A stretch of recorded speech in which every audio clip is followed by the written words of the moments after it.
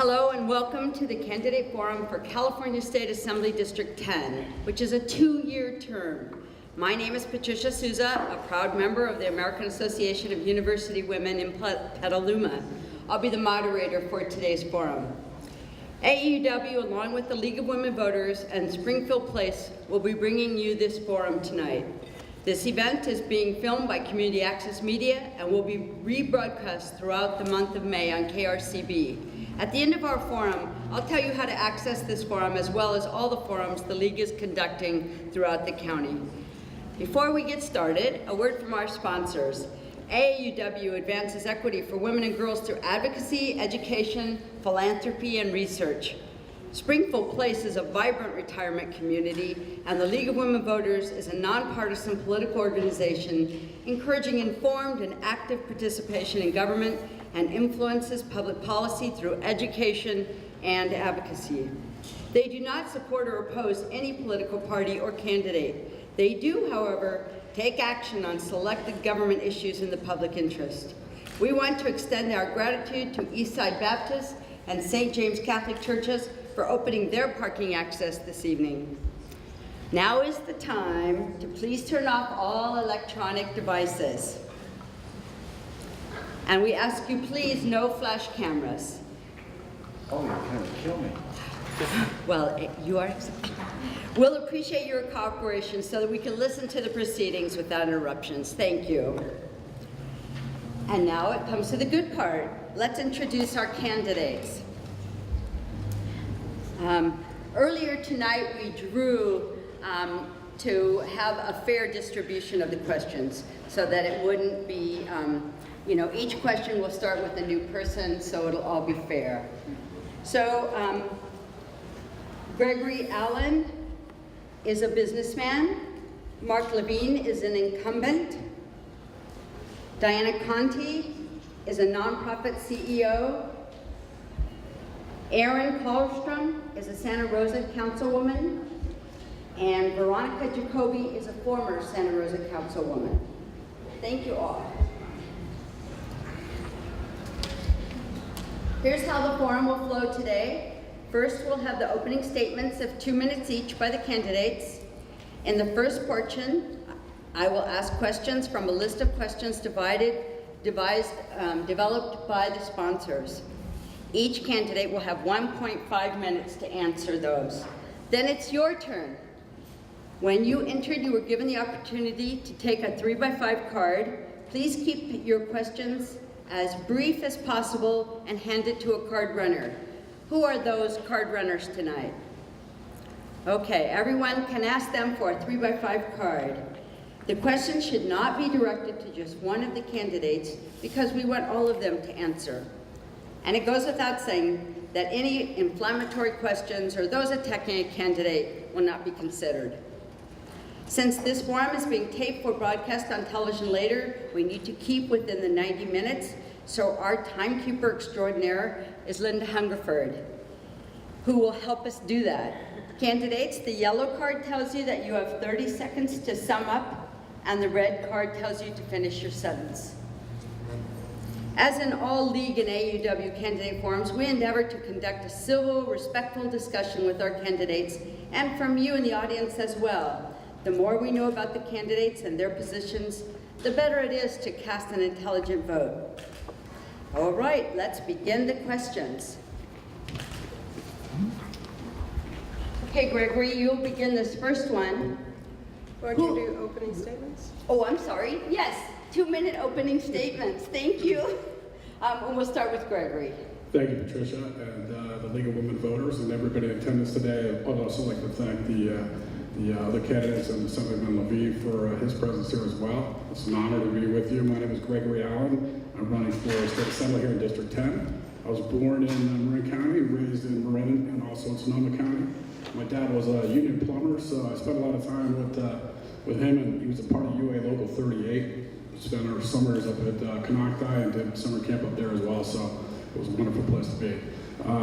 Proudest achievement, I think, is my wife Paula and I will attest to, is that we have 2 fine kids. Our youngest, Gregory, just graduated from college about a year ago, and our daughter Adina 4 years before that.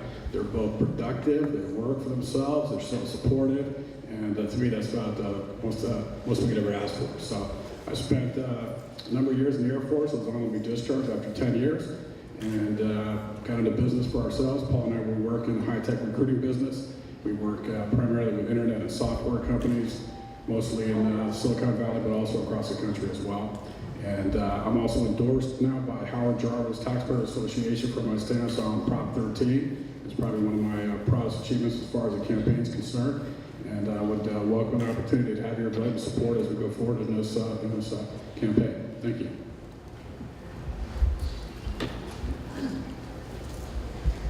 Hi, I'm Assemblymember Mark Levine. I'd like to thank the League of Women Voters, AAUW, and Springfield Place for hosting this again. It's good to see many of you, almost 2 years since the last time I joined you. You might remember that at that time I was the underdog candidate and was outspent 5-1 in my campaign, and I'm so grateful to Sonoma voters who elected me despite that spending disparity. I remember waking up on election day and turning to my wife and thinking, there's no way we're going to win this, right? And it was a great surprise to both of us, and it's been such a privilege to serve this community in the legislature. I was elected at a time where we'd gone through many years of very difficult budget cuts, and voters that day also decided to pass Proposition 30. And fortunately, we were able to restore funding to education, but also the economy's been recovering, and we've been able to reinvest in critical social services that were also cut during that period. And just today, Democratic leadership and the governor have announced that a negotiated rainy day fund is something that we're able to put on the ballot in November, and we'll be debating that in the next couple of weeks. But that's really there to make sure that we never go through that budget crisis that we've been through again. And so there's a lot of great work that we've been able to accomplish on behalf of our economy, our community this year, but also a lot of work to do to make sure that we are on a sustainable path, to make sure that we never get through that difficult period that we've been in again. And it's work that I take very seriously to make sure that we protect ourselves from that. Thank you. Mike. Okay, this one has. Well, we'll try to see which one works. Can you hear me all right? Yeah? Hi.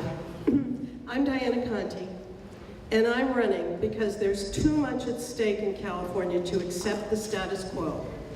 We need bold action and a commitment to getting it right for everyone, not just those who can afford to make big campaign contributions. There's a lot to be done. Where I'll start, reinvesting in education, roll back the fee increases at public colleges, protect the environment, get a full ban on fracking, and pass the oil extraction tax. Get affordable health care.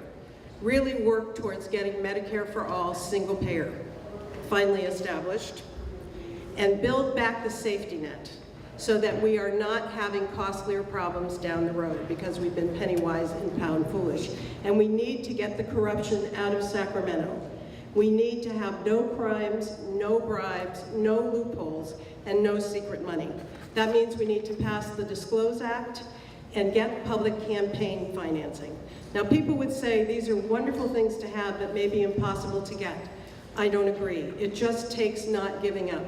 In my 3 decades as a CEO of nonprofits, I have taken on many issues that people thought were impossible to get at the time, like getting people to stop smoking, pass smoke-free ordinances, or getting people to stop drinking and driving.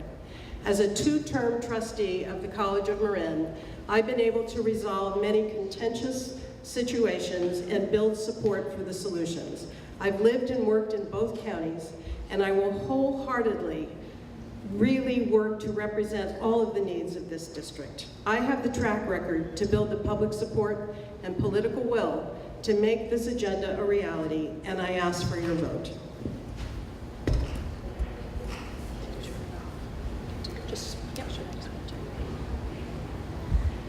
Good evening. My name is Erin Karlstrom. I am running to be your representative in the State Assembly.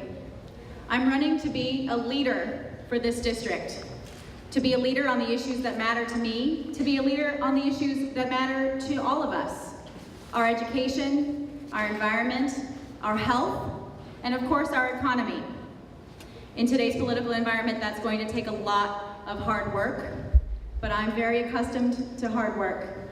I've been working hard my whole life. I grew up in Southern California, the child of two very hardworking parents. My mom was a nurse, and my dad was a mechanic. They taught me the value of a hard day's work. And they taught me that it's incredibly important. I'm holding the microphone wrong. There we go. Lower. Lower. How's that? Better. All right. See your Does that smile. count in my time? I want to tell you a little bit about the work that I've been doing my whole life. As a public high school student, I was a swimmer and earned scholarships to attend Yale University, where I studied and got my degree in political science while working 3 jobs to make sure I could buy books. After college, I came back to California and put myself through law school, graduating in the worst recession the country has seen since the Great Depression. So I got back to work, and along with my business partner, opened up our own practice, and I've been working as an estate and business planning attorney ever since. In 2012, I was elected to begin working for the Santa Rosa City Council, where I have focused on our environment through the Sonoma Clean Power and plastic bag bans, the education of our young people, and access to health care for patients. In Sacramento, I will work to protect our environment by banning fracking. I'll fund our public schools and expand our Head Start programs. I'll introduce single-payer health care, and I'll reform our 3 strikes programs. This is why I'm supported by nurses, teachers, firefighters, and I would be honored to have your support.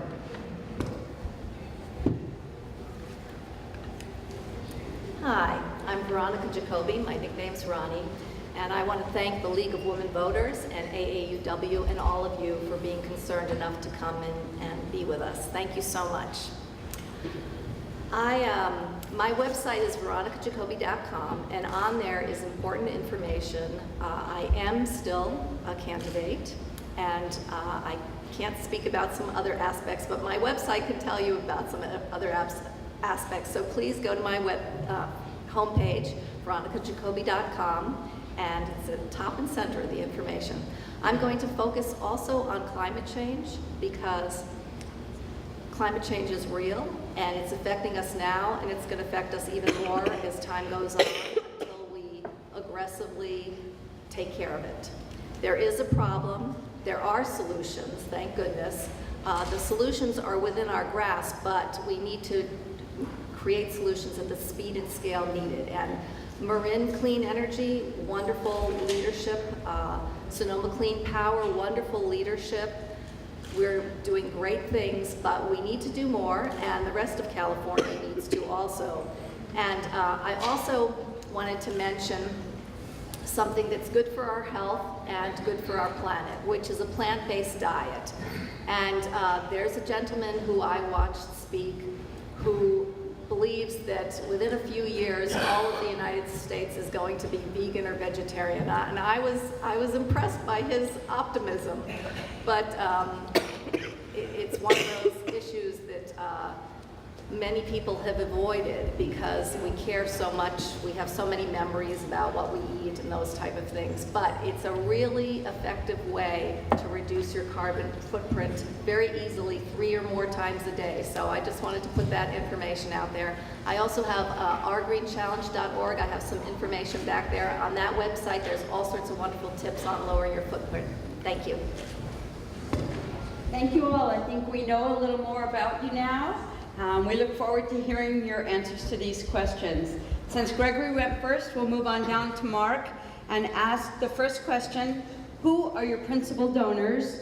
How are you going to maintain independence and not be beholden to them? That's a very important question today, and I think that most voters have that in the back of their minds because there's a lack of trust in politicians generally, both in Washington and even in Sacramento. When I ran for election 2 years ago, what propelled me into office was the local support I had from Marin and Sonoma. And I was really shut out of any donors at all who were special interest donors in Sacramento. And what I've been able to do since then is continue to have that local support. Most politicians from Sacramento have 70 to 90% of all of their campaign donations come from the special interests that are in Sacramento. And I'm very proud to say that a majority of my donors are people who actually live in Sonoma County and Marin County. And that has given me a great deal of independence from the special interests in Sacramento to be able to look at public policy and really work at figuring out, well, what's going to create the intended outcomes we seek and avoid the unintended consequences that we've had to live with from legislation that's been rushed through in the past because of the influence of special interests. So I'm very proud to stand apart from many others in my approach to policy, but I think in this new freshman class, there have been 42 new members of the 80 members of the Assembly elected since 2012, that there is a commitment to thinking about the long-term goals for our state when we're looking at public policy, and I hope that this is something that we're able to continue, not just in this election cycle, but for many more to come. Thank you. I failed to remind you that this you have 1.5 minutes, a minute and a half to respond. So we move on down to Diana.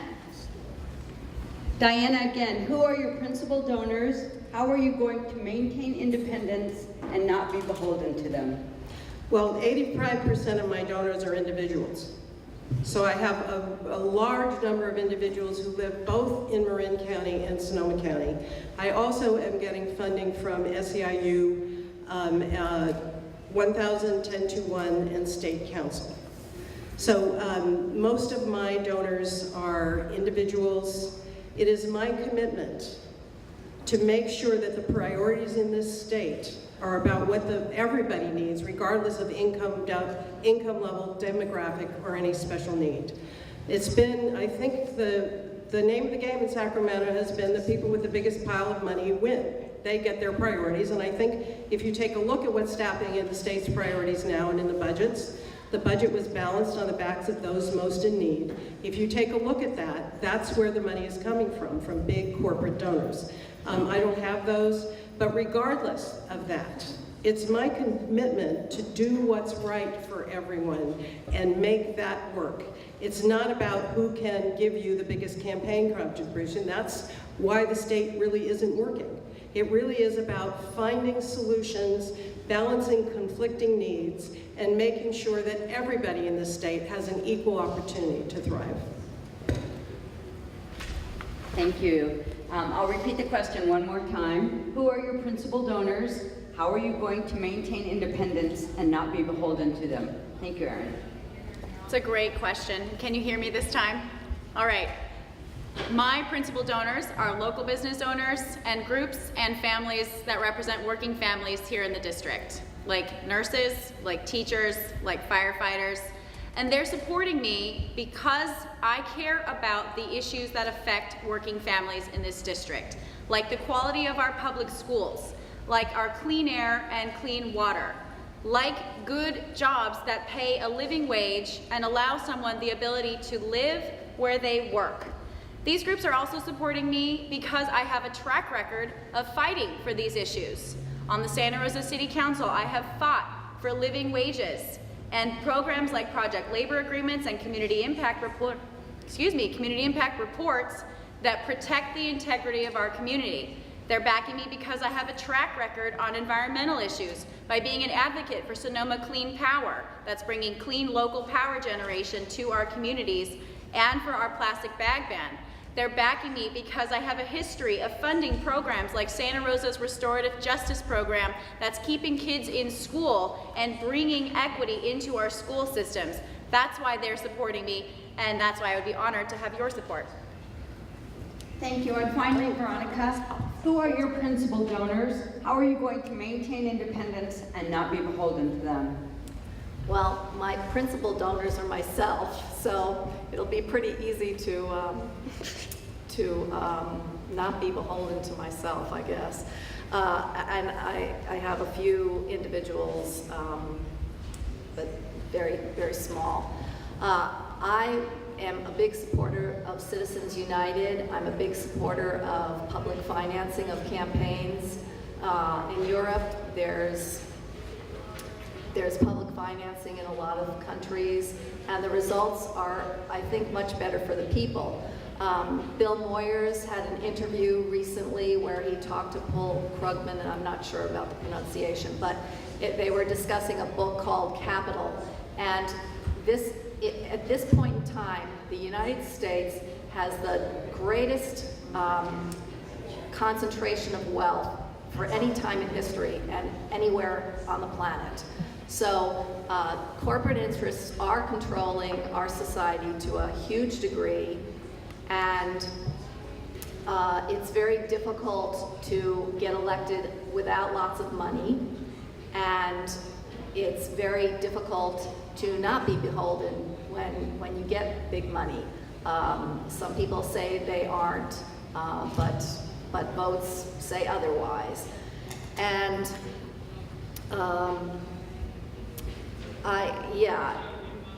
there's so much work for us to do. Thank you so much. Thank you. And Gregory, who are your principal donors? How are you going to maintain independence and not be beholden to them? I have 100% of my donors are individuals that come from the district here in Marin and Sonoma County. I'm not beholden to any individuals, corporations, or anybody other than myself. I'm going to write for the taxpayers of California. I fully intend to stand up for the rights, especially the property owners in California. They've been tapped out. They're asked to pay a lot more than any other state. So I think it's important that we limit what they're being asked to pay going forward. I think it's important that Proposition 13 be maintained so that those property owners have a good understanding of what their taxes are going to be going forward. Also, corporations, unfortunately, most people think that corporations are the Exxons and McDonald's and stuff, but really they're most of the time they're the individual, two-man or mom and pop shops like myself and my wife have. So corporations are also falling under the umbrella of Prop 13, and it's important that we maintain that. I'm fully against the split roll approach where they're going to try to pull out the corporations from Prop 13. And I think it's important that we maintain the spending that we have based on what revenue that we generate. I think it's important that everybody understands California does not have a printing press like the United States government. They can't print money that they don't have, nor should they be asking taxpayers to pay more than what their fair share is. So I'm 100% beholden to the taxpayers and the people that I'm going to defend here in this district. Thank you. Now we'll start our second question. We'll start with Diana Conti. What is your first priority when you are in the Assembly? Well, I went over my first priorities in my opening, but I will reiterate them. It's a big agenda, but it's all things that will begin to make a far-reaching difference in the legislature. So the first thing in terms of education is rolling back the recent free increases at public colleges. So community colleges, the fees increased from $26 a unit to $46 a unit within a very small time frame. It went up at CSUs and UCs as well. It's making higher education very unaffordable for a lot of people. And 80% of new jobs require a college degree. Then getting the Senator Leno's moratorium on fracking passed, and then fighting for a full ban and getting Senator Evans's oil extraction tax passed, our top priorities. And then starting to move on introducing single payer. It's been through the legislature before. It was vetoed by the governor. We'll have to make sure there's ongoing support from the public in order to make sure it becomes a priority for the governor to move on that. And then building back the rainy day fund a little bit more slowly so we can add back some of the critical things that were taken out of safety net services. If we take away all preventive and early intervention stuff, it's going to end up costing us a whole lot more money down the road. Thank you. Erin Karlstrom, what is your first priority when you're in the Assembly? Thank you. I think this time I figured out the microphone. I apologize, everybody. In my opening statement, I outlined a couple of issues that I feel very passionately about. The first is single-payer health care. I mentioned I'm the daughter of a nurse, and I see the expansion of Medicare to all as a high priority and an area that disproportionately impacts women and, of course, the elderly. I know that we need to be fully funding our public schools, and this includes expanding into our First Five and Head Start programs. Those programs' funding are significantly reduced as people have begun smoking less, and thank God for that. But those first 5 and Head Start programs are critical to lower income families. They are being crippled by the cost of childcare and daycare. And how am I going to do this?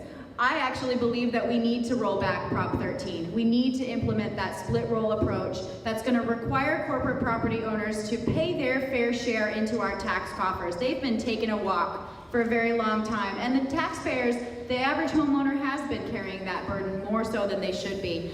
I'm going to reform our 3 strikes and mandatory minimum sentencing laws. It costs $70,000 a year to keep 1 prisoner in state prison. We spend more on prisons than we do on our students, and that is not something that we should be having to say in this golden state of California. That's where I'll start. Thank you. And Veronica Jacoby, what is your first priority when you're in the Assembly? My first priority is continuing on the struggle to ban fracking, and with that, along with that, is also putting fees on carbon pollution.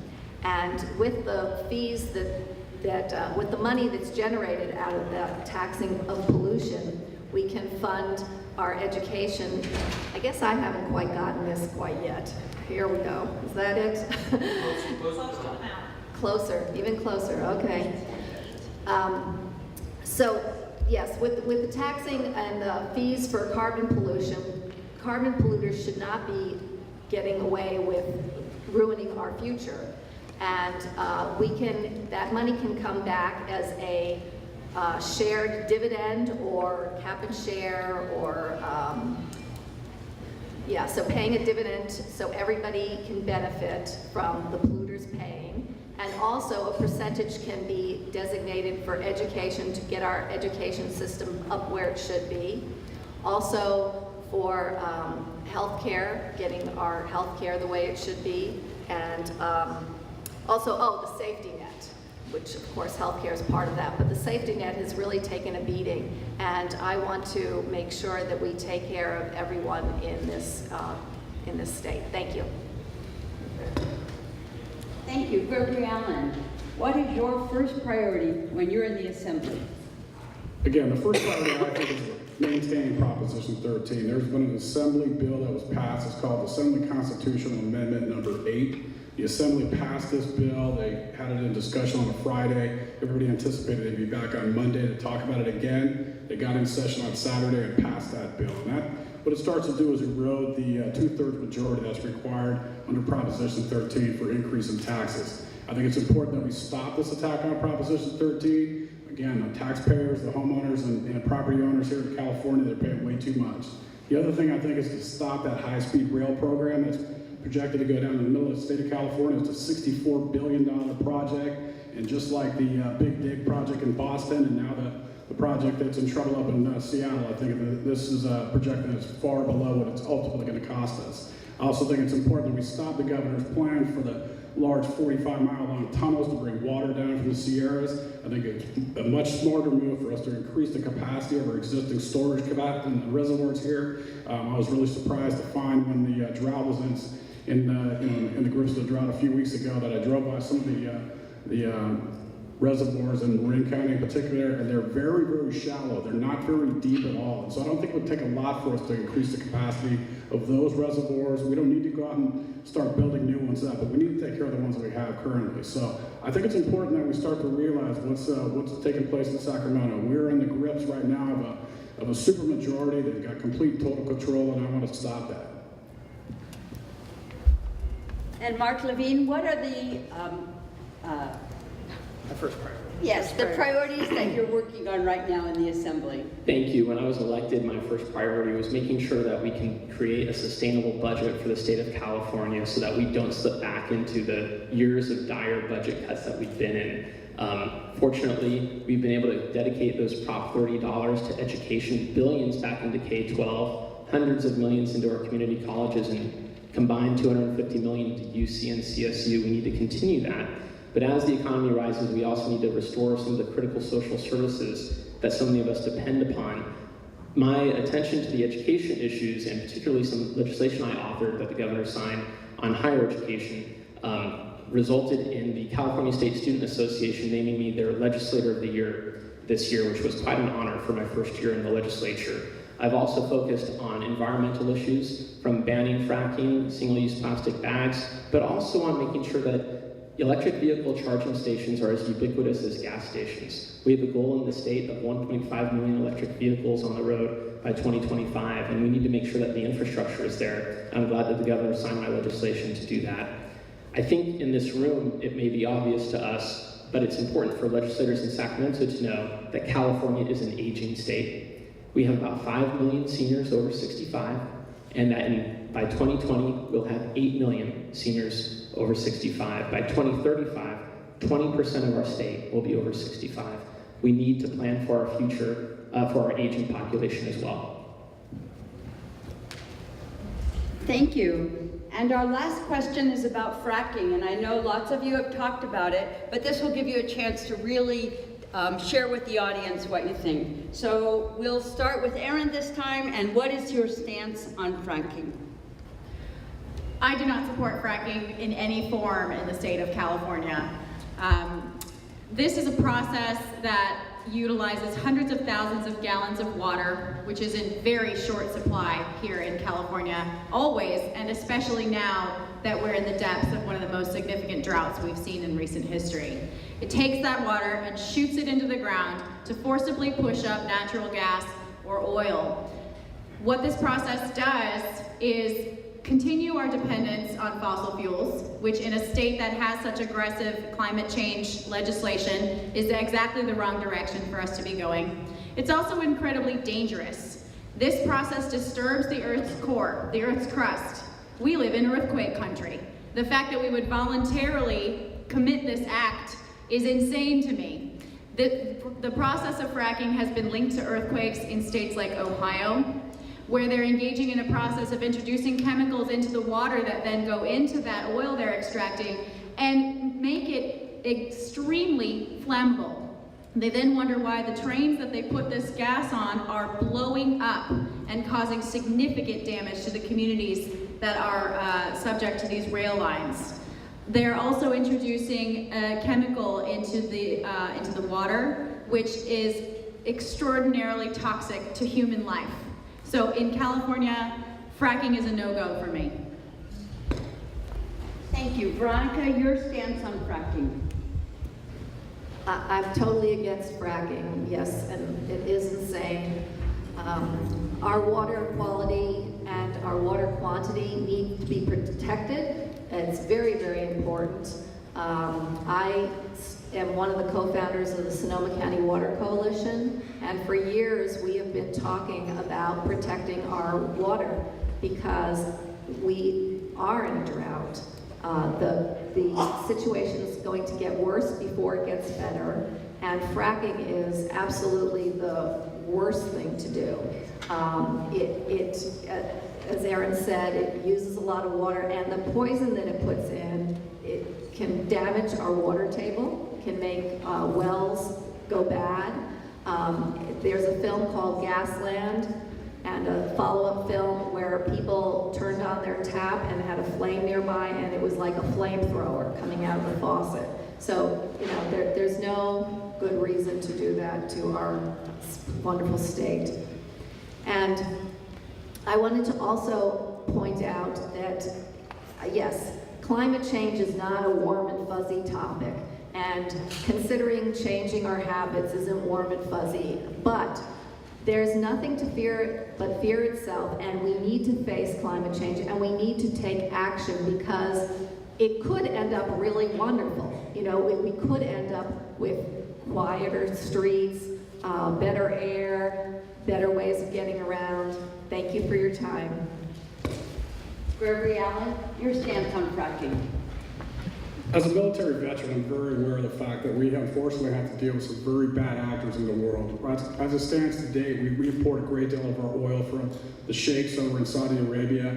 The mullahs obviously have great control of what's going on within those countries.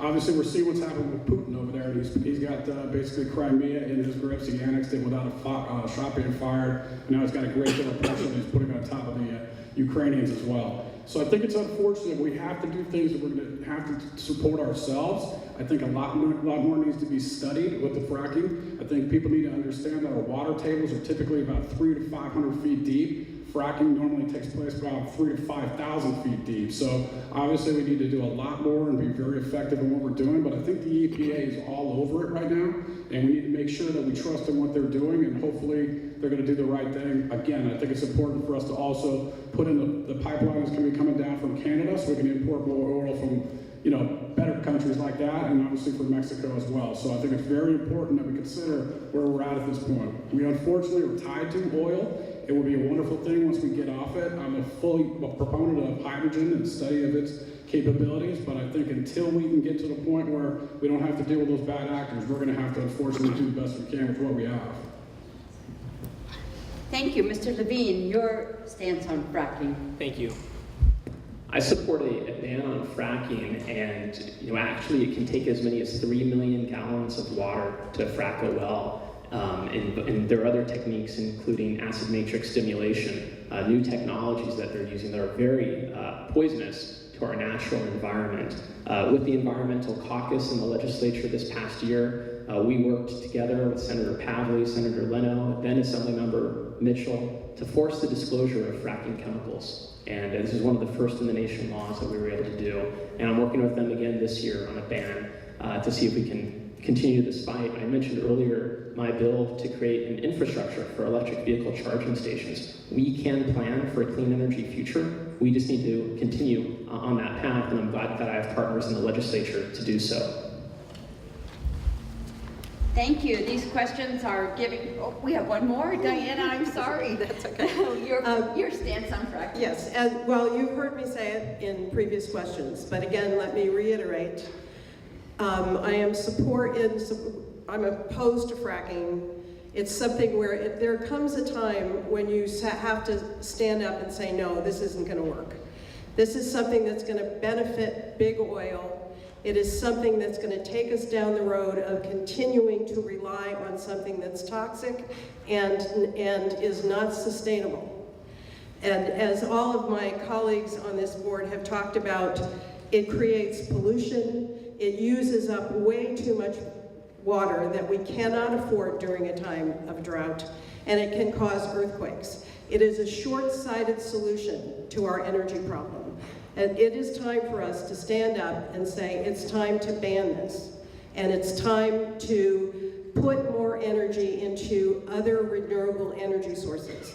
They're out there. We need to give it more of a priority. We need to incentivize that. So again, pass the moratorium on fracking that Senator Leno and Senator Mitchell have, then fight for a full ban. Thank you.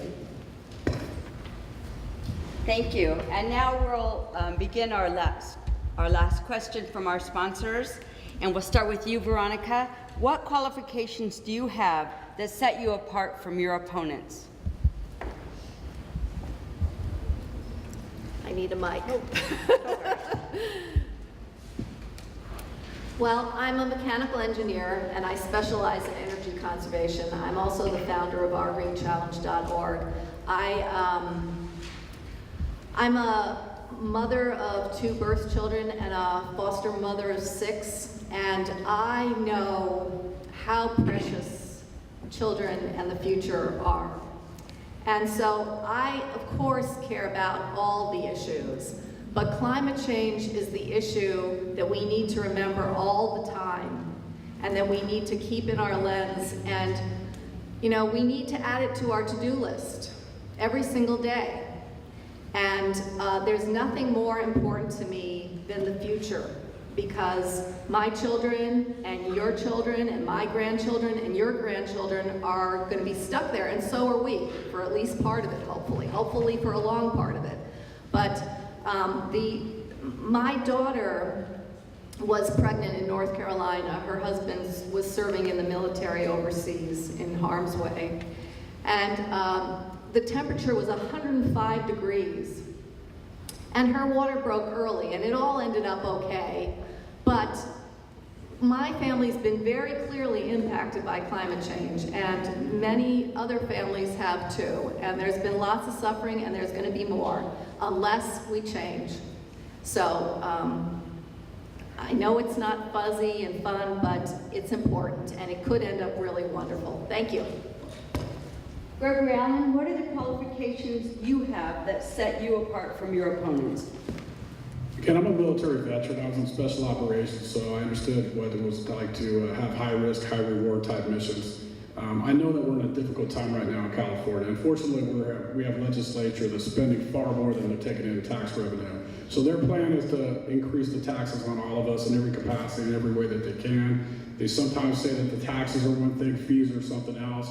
I'd say that if you want to go take a class in college and you choose to take that class and you want to pay the fee, that's a fee. But if you choose not to go to college, then you don't have to pay that fee. But I think a lot of times, unfortunately, they're tapping on the top of us in a number of different ways, especially the property owners. So as a homeowner myself, I know how difficult it is to stay alive in the state. Taxes are outrageous. I've also raised 2 kids that have gone all the way through the California school system, through to college. They both have bachelor's degrees. They've done very well, and they know how to get jobs in this country. So I'm also a high-tech recruiter. I deal with engineers all the time. We have a big deficit in this state. Unfortunately, we have people that are not very good at math and science, and we got programs that need to be improved. I think that's important for us to start to get some software programming involved in the early stages in K through 12, and also to make it a little bit more fun for these kids so they obviously want to take part in it. So I think I'm uniquely qualified to take on the super majorities in Sacramento and to stop what they're doing, and I think that I'm the right person at the right time to do that, and I've asked for your vote. Thank you.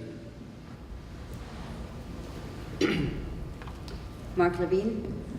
Thank you. I think we all look a little bit deep within ourselves about what we can bring to this job, the education that we have, the skills that we have, and I know when I think about my own experiences, my background in developing software that's now used around the world to monitor humanitarian data, and then how I've transitioned from looking outwardly throughout the world, working in human rights and technology, to a city council service to understand how budgets work and how it impacts services that people depend upon, and then now at a state level where we're talking about $100 billion budgets again, where it's harder to know people's names and people's faces. And taking those experiences and remembering that it really ends up with you as individuals needing services, whether it's access to courts or healthcare. When I wake up in the morning and I'm able to see my 5-year-old daughter, my 7-year-old son, or I think about my 81-year-old father, he'll be 81 in August, and how he was first diagnosed with cancer in 1998, and the access to healthcare that he has had that has enabled him to get to be 81 in August. That there are a lot of people who haven't been as fortunate. And that's part of my job, is to remember that as well. How do we make sure that California is a place that works for everyone and that everyone can succeed? And I think it goes down to our budget priorities and making sure that we can make sure there's a place for everyone. And Diana Conte, what qualifications do you have that set you apart from your opponents? For more than 3 decades, I've been a CEO of a variety of community-based nonprofits in just about every area that's covered by the state budget. So I'm currently running a program for people with developmental disabilities, but I run mental health, substance abuse, at-risk youth, homelessness prevention, child care, low-income and minority outreach programs. I even ran a program for ex-offenders. So between that and my experience on the College Board with education, it gives me a great deal of in-depth experience with a lot of the areas that are covered by the state. I've also worked as a national consultant, working with community groups across the country who are getting together to pass policies at the state level. I've worked on many policies, including single payer, throughout the country. And I've worked on reforms for all of my career, as I mentioned earlier.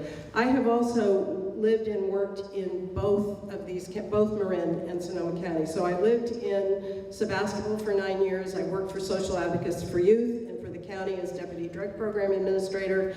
Have a lot of family up here. My son and his family, my sister and my aunt all live in Sonoma County. I'm up here a lot. I understand both of them. I also understand what it's like to struggle and have needs. I was a single parent for several years and know how hard it is to get childcare and make ends meet when you have the only income and what's needed in that way. Thank you. Erin Karlstrom. Thank you very much. I mentioned earlier that I am an attorney and a small business owner. I've spent the last 5-6 years creating jobs and contributing to our local economy.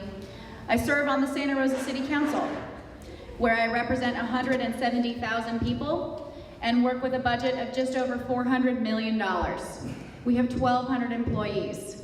In my work on the council, I've served on committees and dug in on issues like land use, water and wastewater, healthcare, public safety, and violence prevention, to just name a few.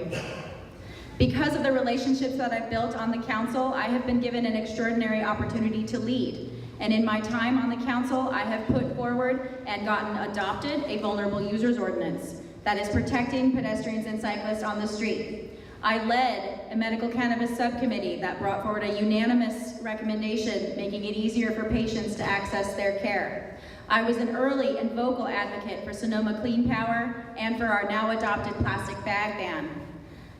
I think you've heard today that I have a deep understanding of the issues facing our district, background working and legislating on those issues, as well as an articulated plan for moving forward on those issues, and I'd be honored to have your support.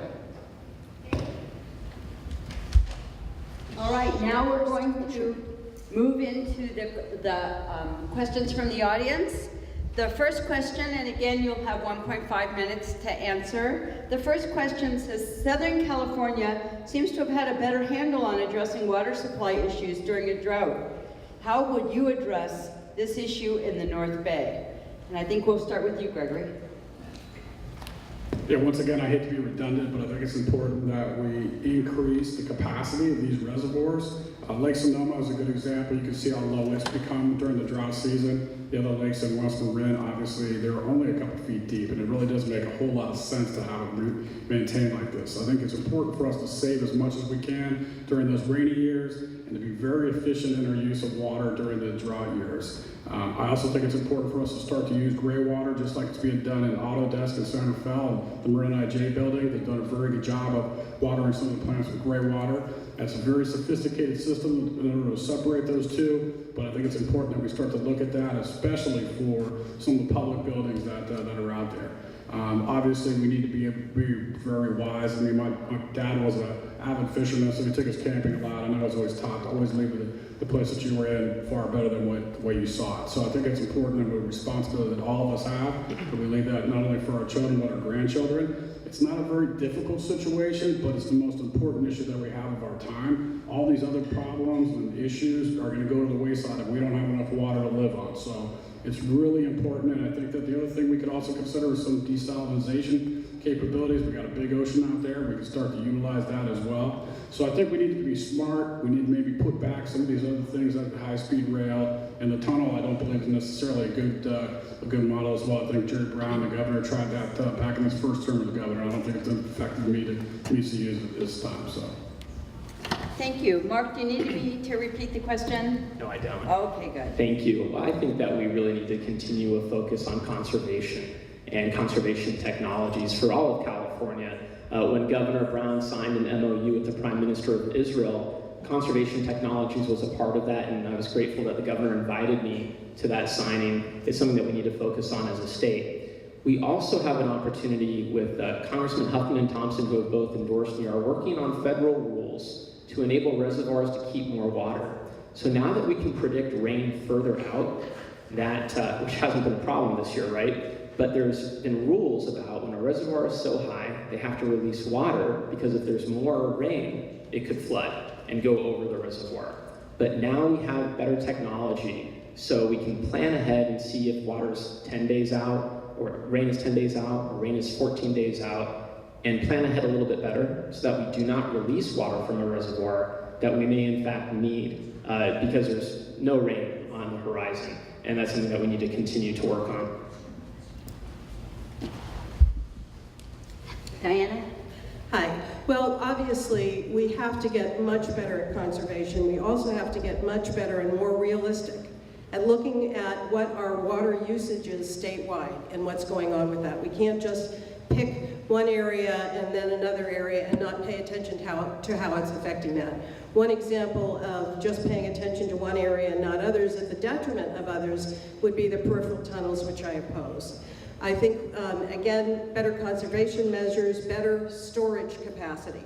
I have heard some proposals for raising the dam at Lake Mendocino. I think those are well worth taking a look at and see how viable that is. I know there are a lot of water bonds that are talking about increased storage capacity. Some of that has to do with dams, and I think we need to be careful with that to make sure that it's not going to have an adverse impact on the environment. We also need to have better groundwater studies throughout the state. It really is going to require an overview picture to make sure we're planning in the long term, really increasing our conservation technology, our storage capacity, and our ability to look at the whole and be realistic about it. Thank you. Erin Karlstrom. Thank you. I serve on the Water Advisory Committee, the Russian River Watershed Association, and the Regional Climate Protection Authority. So I've spent the last few years really digging in on the water issues facing our community. We know that Sonoma County communities, Marin County communities are already engaging in a 20% voluntary reduction. Our ratepayers have done a great job of meeting that call, and that's the type of program that we need to expand statewide. It needs to become part of our everyday approach to our water. California is one of only 2 states that don't monitor and regulate our groundwater. We must begin studying that groundwater so that we know how much we have, where it is, and who's using it and might be accessing it illegally, causing fish kills and draining our creeks and streams. We also need to look at removing contaminants from the water that we do have. We have engaged in a program that safely removes pharmaceuticals by asking people to return their unused prescriptions rather than flushing them. I highly encourage you to participate in those programs. They have removed hundreds of thousands of pounds of pharmaceuticals from our waterways that make that clean water unusable at the other end for uses in agriculture and for drinking water. Thank you. And Veronica Jacoby. Drought's a very, very important problem. It's created the end of civilizations in the past, and it's something we really need to pay attention to. Drought also coupled with food supplies. And every watershed should be self-sufficient eventually. Conservation is very important. When I was on the Santa Rosa City Council, we initiated programs like Cash for Grass and gray water harvesting and rainwater harvesting, gray water reuse and rainwater harvesting. People can now use the water discharge from their laundry machine, their washing machine, to water their trees and ornamentals. So those are all things to do more of. It's very important to avoid overdrafting our groundwater, and very important to avoid land subsidence. In Southern California, there's a place where a telephone pole, almost the whole height of the telephone pole was land subsidence, and that means all that capacity under the ground is gone, which is really a shame because nature does these things best. So we do need to focus on drought solutions. We also need to focus on wildfire prevention and putting barriers around areas where there's a problem. Thank you. And another question from our audience. We'll start with you, Mark. What was the best job you've ever had in your life that has prepared you to run for this office? I certainly look back on the city council experience that I had in San Rafael and getting elected in the height or depth of the Great Recession. And I remember the mayor, who had served at that time for 21 years on the council, congratulated me on election night. He said, "Mark, congratulations, and we have to cut the budget." And about 6 weeks later, we laid off over a dozen people, real people, whose names and faces I'd gotten to know, and whose jobs I understood. And I knew that it was going to affect their lives, their families, but also our communities' lives, and because of the services that we depend upon. And that was one of the most informative and educational experiences I could have had for the job I have now. And it reminds me a little bit about my father, who was born in the Depression, and his outlook that I grew up with on the way that he dealt with finances. And it's really informed my approach to the state budget about really creating a sustainable path from the Great Recession to make sure that we never go through this period that we've been through where jobs and lives were impacted in such a dire way, and why I was so grateful that we were able to announce a deal on the rainy day fund to help make sure that we never set ourselves up in that circumstance again. Diana. Well, I can't pick one. I actually have always loved the work that I do. I've always been engaged in doing things that help make people's lives better. It's been very, very satisfying, and they've always helped me. But if I had to pick one thing, it wouldn't be a job that paid me. It would actually be being a mother, being a parent. I really learned to be a good manager by raising 3 children. And I often would say to my friends that running a large organization with a multi-million-dollar budget and 125 employees is way easier than dealing with 3 kids. Because you can go home at night and your employees don't bother you. And there's rules, and it's not this constant thing. Really and truly, being a parent and knowing what working families need, knowing what people need, knowing the responsibility of raising children to be happy and healthy and thrive really helps you know what other people need and what's needed in this community and for this state. Thank you. Erin. Thank you. Yeah, this is a tough one. I've been working for so long and held so many jobs. It's difficult to pick one. I mentioned when I was in college, I worked 3 jobs to make sure I could come home from Connecticut. I worked 4 or 5 jobs while I was in law school. I want to say, though, that a job I had in 2004 on the ground doing door-to-door voter registration for the John Kerry and John Edwards presidential campaign really had the most impact on me. We were trying to engage people in the political process. We were trying to excite them about casting a vote, whether it was for our party or not. And I can remember very vividly sitting outside the DMV and having someone come up to me and say, well, I can't register to vote, I'm a felon. And I had to have the conversation of, well, have you served your time? Have you paid your restitution to society? Well, yes. I said, well, then guess what? You can register to vote. And the way that person's face lit up with the joy of participating in our public process has stayed with me every day in every job that I've had since then. And I think that passion, that excitement for our democracy is what enlivens me and gets me up in the morning. Veronica.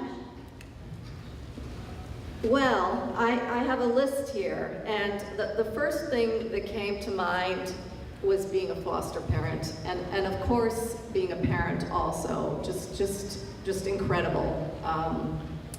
When you're a foster parent, all of a sudden you can change someone's life very, very deeply, and it's huge because your family can go from 2 children to 6 children in a day.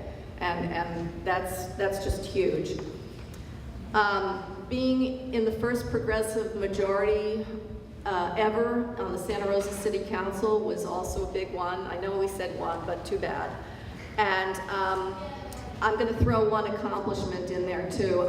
I'm thrilled that I got PG&E to endorse paper recycling when others had suggested it before me, and I realized, and I suggested it a few times and they kept rejecting it, and then I realized it was money, and I said, no, I don't want the money, and then they had me sign all the forms. And also my dad and my grandpa, taking care of them.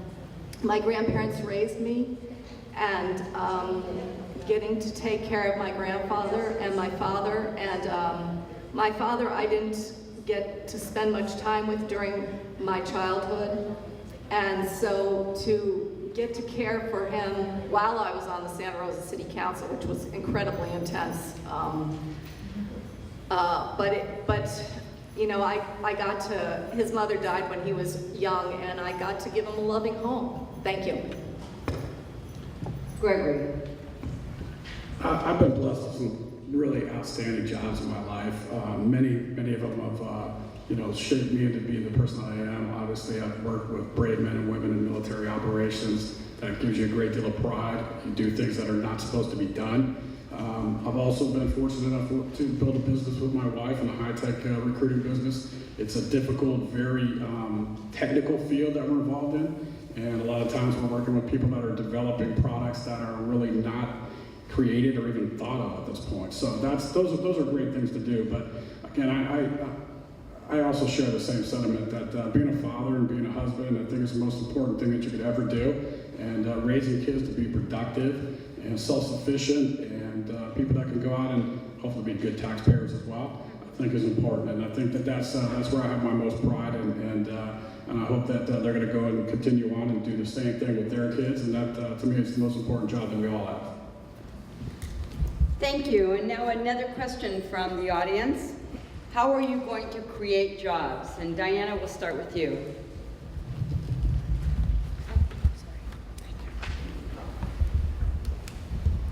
I think we need to I think there are a lot of areas where we can look at job creation. I know especially in Sonoma County, there's a move to lure more high-tech jobs up here. I think that we need to take a look at green tech and green technologies. Biomed is another area that's really expanding that we can take a look at.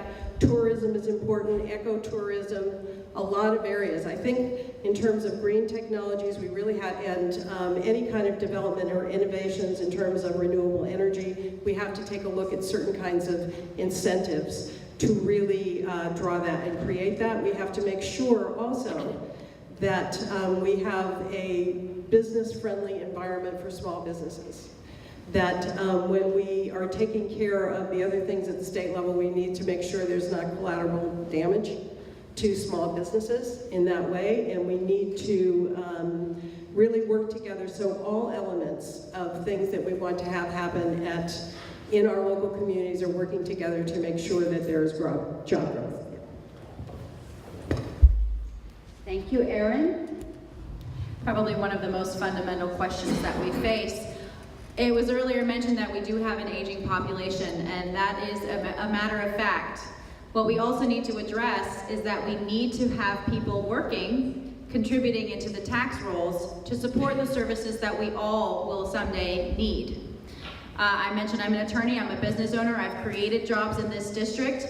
I've worked in the technology and healthcare centers, and those are two areas that the North Bay actually has a surprising density on, and two areas that I'd like to see us continuing to attract our employers. In Sonoma County and Santa Rosa, we have articulated a vision for ourselves as a city. And the corporate world, the business world is responding to that because that vision talks about the quality of life. It talks about how important our schools are. It talks about how important our clean water and clean air is to all of us. And the businesses that we're looking to attract are responding to that because they know that they'll be able to locate here and their employees will be able to send their kids to good schools and they will have a high quality of life here. We also need to be protecting the jobs that we already do have by limiting the intrusion of predatory corporations like Walmart, like Target, that come in and devastate the local economy and decimate local businesses. That's why on the Santa Rosa City Council, I've been an advocate for community impact reports and for project labor agreements and for living wages because we need to be creating jobs that allow people to live where they work. Thank you. Veronica. On my website, veronicajacoby.com, I have a California Good Jobs and Climate Plan, and jobs are critical. When I got out of UCLA, put myself through school, worked my way through school, had some debt but not a whole lot. My daughters both did very well in school, and one of them landed a well-paying job. The other didn't. I mean, she's working 2 jobs, in fact. She works on weekends. So I definitely understand that we need jobs for people who want them. I also have created housing for people, and a mother had to leave, a divorced mother had to choose to leave her daughter with her father, her former husband, and move to Sacramento because the support net wasn't helping her quickly enough. She had a injury, and one thing after another, things just didn't work right. And so and she told me there were 200 applicants for jobs that weren't all that exciting, competing against 200 people for just a regular job. And she had skills, but due to her broken leg, she couldn't do it. So I have plans. Thank you. Gregory, how are you going to create jobs? As a small business owner, I understand how difficult it is to create jobs. The state has so many different things that you have to go through, the taxes, the regulations, the fees that you have to pay. It's very difficult to start a business in California.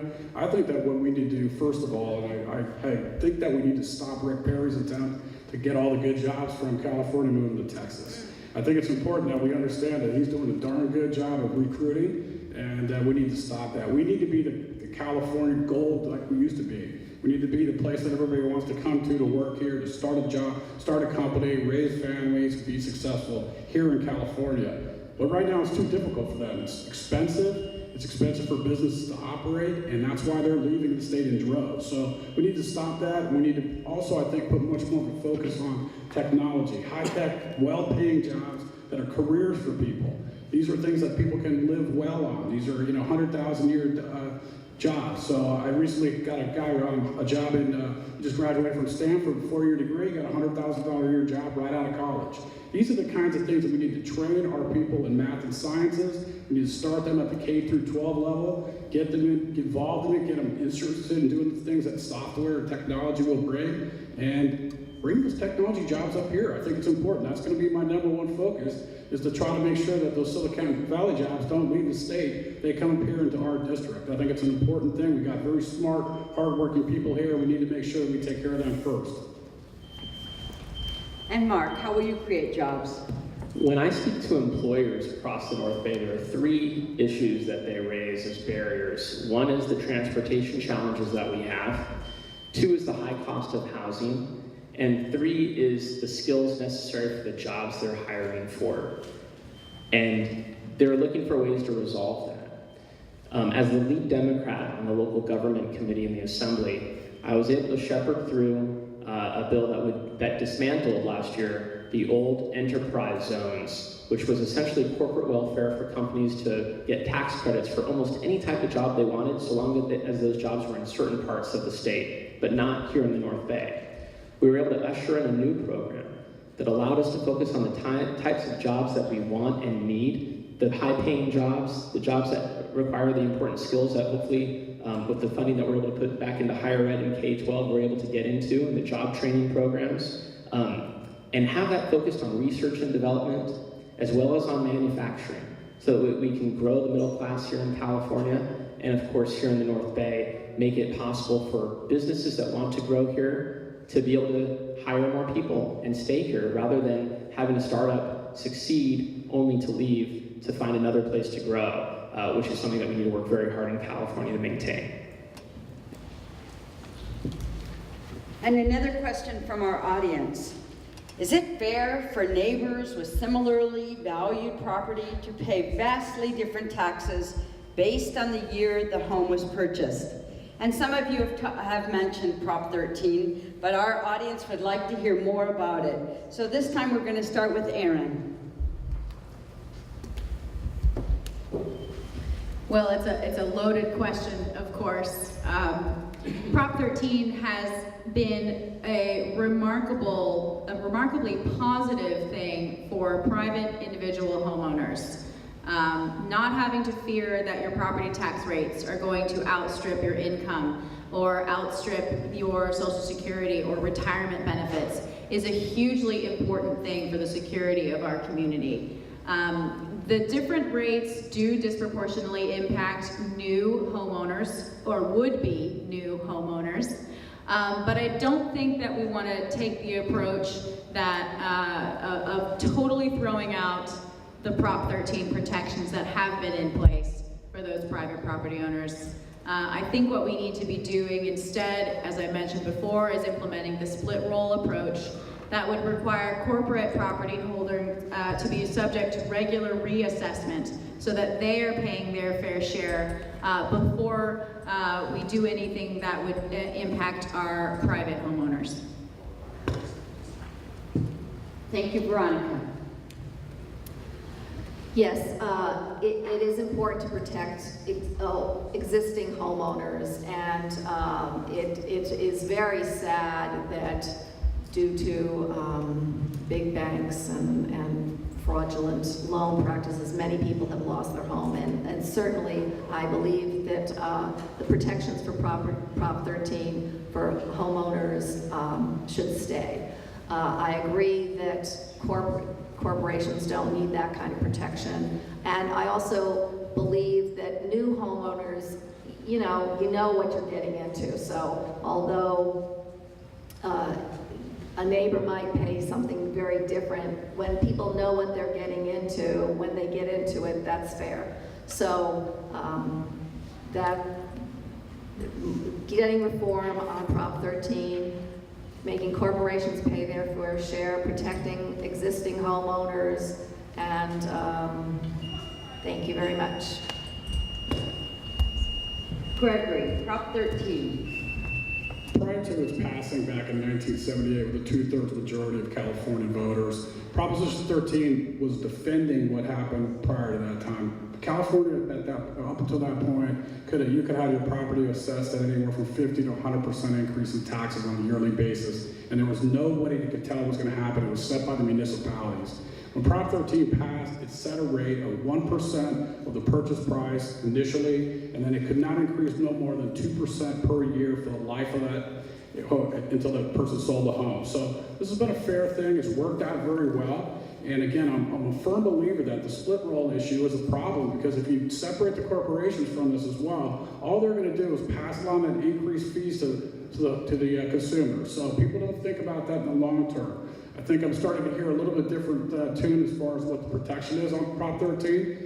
I believe I'm the only one that's properly defending the proposition. I'm the only one on this panel that's endorsed by Howard Jarvis Taxpayers Association. They're the ones who wrote Prop 13. I think it's very important that we maintain it in its current state, and I'll do everything in my power to do so. I think it's very important to Californians, especially those people that live on a fixed income, that they know what their taxes are going to be from year to year. They do not need to be kicked out of their houses like they do where they were back in the 70s because they couldn't pay their taxes. So again, I think Prop 13 is a very important proposition that needs to be maintained. Thank you, Mark. Thank you, Patricia. My wife and I, we just celebrated our 10th anniversary, and in almost 10 years, we'll have been in our home that we purchased after we got married for 10 years as well. And I think that I pay a fair amount in taxes. It's fair. And I've got some neighbors who have been in that neighborhood, been next door to me for decades. And I'm so glad that they're my neighbors. And I would never want to see them get priced out of their home because of speculation on real estate.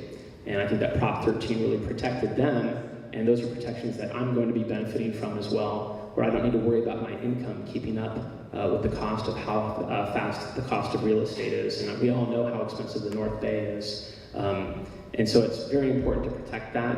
And I think my neighborhood would be much worse off without my neighbors who are retired. Diana. The original question had to do with the fairness issue. So let me just address that a little bit. I think the way Prop 13 is set up, I don't think it can ever feel fair. But I think that Prop 13 has always been a bit of a mixed bag. I do know people who really staunchly supported it when it passed because their property taxes had gone up so far that they couldn't afford to stay in their homes. It had gotten out of control, and I do think we need to protect homeowners now. But at the same time, I think that we need to close the corporate loopholes, and I am in favor of closing those. So, for example, Safeway is about to merge with another organization. Because of the way it's set up now, those properties will not be reassessed, and there will not be additional property taxes from that. That's potentially a lot of money. That's the reason we need to close these loopholes. It's like it's not really sustainable to keep Prop 13 the way it is. At the same time, we do need to protect families, working families, people who are relying on the property taxes that they have set their budgets on.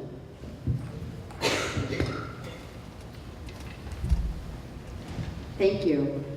We have a few more minutes, and we have an interesting question here that we're going to address to the candidates, and it will require just a yes or no answer. So the question says, tonight's forum is nonpartisan, but the offices are not. I haven't heard anyone identify their party affiliation. I think this is important, and for voters and in Sacramento. So let's start with you, Gregory, if you could each just mention your party affiliation. I'm a Republican. I'm proud of it. When I served in the military, I served under both parties. I knew the significant differences of those parties. I believe that we should be spending no more than what we make, and I think it's important to maintain that. I also believe in a strong defense, and I think it's important that we keep our taxes low and we allow people to keep what they earn, and I'm very proud to be a Republican. Sorry, I did mean to limit us a little bit more to yes or no. Since Gregory gave a couple more answers, I think we can make it work if everybody has a couple of words. I'm a proud Democrat and have been all my life. I really think it's important for legislators in Sacramento to really see past partisanship and really seek out solutions that are going to benefit everyone. And to the extent that we can break out some of that partisan rigidity that Washington, quite frankly, is stuck in, Sacramento will be much better off.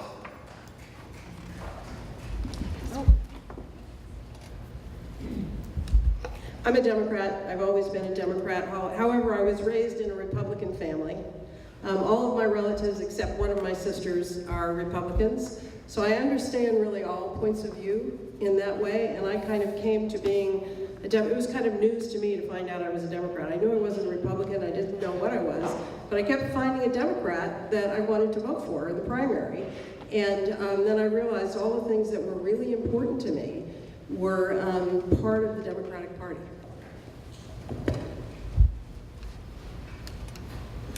I am also a very proud Democrat. Have been my whole life.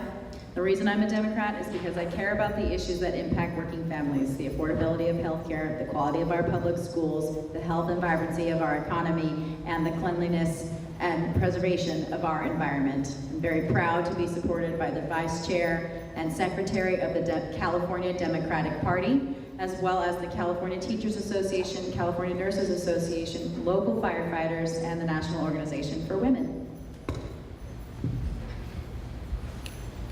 I'm a Democrat. I was briefly a Green. I do respect the Greens' instant runoff voting and other things. I wish we had instant runoff voting. I think it would greatly increase our chances of voting for the best candidate rather than sometimes the lesser of two evils. And I was raised in a Republican household, and I begged my grandmother to vote for John F. Kennedy, so I guess that's when I started, and I was very young then. Thank you. Thank you all. It's time for our final close, and we'll ask each of you for a 1-minute summary of your opportunity for us to elect you. So this time we're going to start with Veronica, 1 minute. Well, I'd like to invite you to hug the monster with me. And in the Air Force, when they choose to face the worst case scenario, and that's called hugging the monster. And that's looking at what could happen and really embracing it, playing it out in your mind. So I'm going to invite you to look at ourgreenchallenge.org and look at your life and look at your footprint and see what you want to do that's good for you and good for the future. And I also invite you to look at veronicajacoby.com, please. I have lots of great information on that, and especially look at the homepage right in the center because there's some important information there. And thank you for your attention. And I guess I do have 15 seconds more, so yeah. Climate change could really work out wonderfully. We are making wonderful changes that would not have happened if we didn't have this, and it's worth looking at. So thank you. And Erin, your closing statement. Thank you all for taking time out of your schedules to be with us this evening and for engaging in the political process. Once again, I'm Erin Karlstrom, running to be your voice in Sacramento. You've heard a lot of information tonight, and what I hope you have heard from me is my understanding of the critical issues facing our district, my background working in and advocating for solutions to those issues, and my plan for moving our state and our district forward. In California and in the North Bay, we have Democrats coming out of our ears, and we have the luxury of standards. It matters what you stand for, it matters what you don't stand up for, and I'm running to stand up for you. Please visit erinkarlstrom.com. I would be honored to have your support. Diana. Hi again, I'm Diana Conti. And the way I see campaigns is they're very, very long job interviews. And I think that as voters, you have a right to hire the person who you think will do the best job. So what I hope you've heard from me tonight is I have a long, long background of working on things that will make lives better for people, on managing multi-million-dollar budgets, and on working with communities towards passing policies that will really make a difference and make change that really shows up in people's lives. On the college board and throughout my career, I know how to work to solve problems when there's conflicting needs and how to be a pragmatic problem solver in that way. I will bring that to the job. I will also be proactive, reaching out to you so that I make sure I know what your needs are and I address them. You will always know where I stand and why. I won't duck votes and I won't take the easy way out. I will work for you. That's my commitment, and I have the background to make changes. And Mark. Thank you. It's been such a privilege to represent Sonoma in the state legislature this past session, this past 2 years. About, those of us that are Democrats, we agree on about 99% of what we're talking about. And during this session, I'm very proud to have authored 6 laws. I have 25 bills before the Assembly and the Senate at this moment, and I have a lot more work to do on your behalf. But the difference is, of course, the willingness to focus on the substance of issues for serious solutions, and to work with other legislatures on our behalf here in the North Bay, but also so that they understand that we're working to help them be successful for their communities as well. There are 80 of us in the Assembly, 40 over in the Senate. The relationships in the legislature and making sure people understand that we're looking out for all of California is the best way to make sure that there are friends who are going to look out for us here in Sonoma County as well. It's been, again, a privilege to represent Sonoma. Very proud of the work that I've done on behalf of our community, and I ask for your support. Gregory. I believe, like the founding fathers, in life, liberty, and the pursuit of happiness, and not what that means to me, but what it means to you. I think it's important that we lower these thresholds that government is trying to put on us, and that we start to make sure that they do what we want them to do. We make them work for us. They don't work for, it's not the other way around. So I want to make sure that everybody understands I'm a veteran. I'm going to stand up for veterans' rights. There's nearly 50 bills that have been written by the Senate and the legislature. This is a current crop that's up in Sacramento. They've written these bills for veterans, but they haven't passed them. So I think it's important that people start to look into these things. You can find it on the internet, look into it. It's very important. I also think it's important that you look into people's voting records and understand what they're really all about. I'm going to stand up for the homeowners, the property owners, and for the little man. I think it's important. I want to bring jobs to this state, and I want to bring them to this area. I think it's very important that District 10 is a leader in that in California. I will fight all the way, tooth and nails, for what's right for the people of California. I ask for your vote. Thank you. Let's give the candidates a round of applause.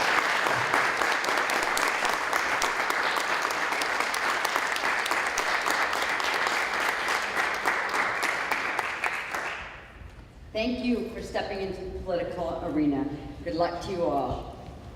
And thank you, our audience, for coming out and supporting these candidates and hearing what they have to say. It's most appreciated by us and by them. Thank you to Springfield Place, an active and vibrant retirement community, for hosting this event. Thank you to our AUW and League volunteers this evening. As I mentioned earlier, to find out more about this forum and the other forums the League is conducting and will be available, please go to their website, lwvsonoma.org. Election Day is Tuesday, June 3rd. And finally, every election is important. Democracy is not a spectator sport, so vote and encourage your friends and family to vote also.